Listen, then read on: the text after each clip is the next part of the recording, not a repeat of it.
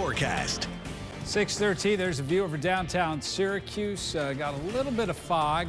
Can see almost to Onondaga Lake, so visibility is probably down to about a mile, maybe a mile and a half here in Syracuse. The fog denser in other parts of the region. As you take a look at this map, Skaneateles, which about an hour ago had near zero visibility there, they're half a mile.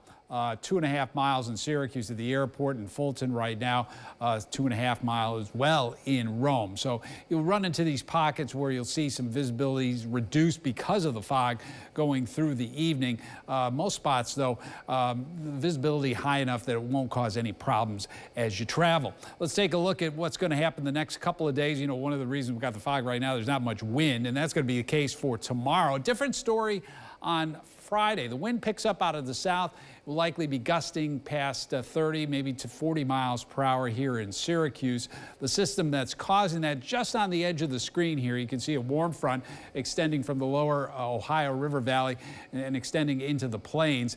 That comes in on Friday, but in the meantime, we watch high pressure that builds in and gives us hope for brightening skies tomorrow. It'll be a process, though, as you take a look at the timecast. You see a lot of white here, so there's a lot of clouds for tonight through the evening and the overnight. We stop it as you wake up tomorrow morning. It's dry. Temperatures are in the mid-30s. No one is starting out with a sunny start tomorrow. By the time you get to noon, that's when skies begin to brighten.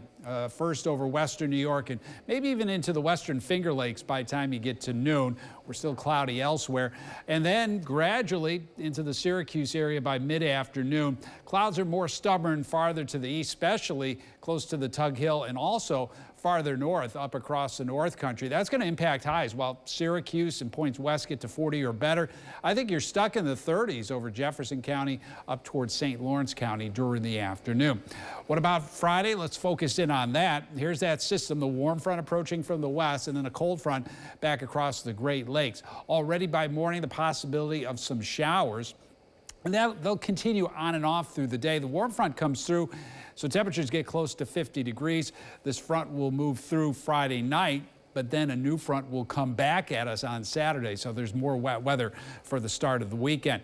So temperatures, as I mentioned, near 50, so well above normal here in the short term, but the 8 to 14-day forecast, which gets you into that third full week of January in particular, shows colder than normal air dropping back into the Great Lakes and the Northeast. Here's your forecast for Friday, 50 degrees with the wind and the showers. Dry to start on Saturday with more showers in the afternoon. Temperatures probably low to mid-40s. Sunday and Monday, some snow showers as we're back into the 30s. Mostly cloudy but dry Tuesday. A few rain and snow showers for Wednesday with temperatures in the upper 30s.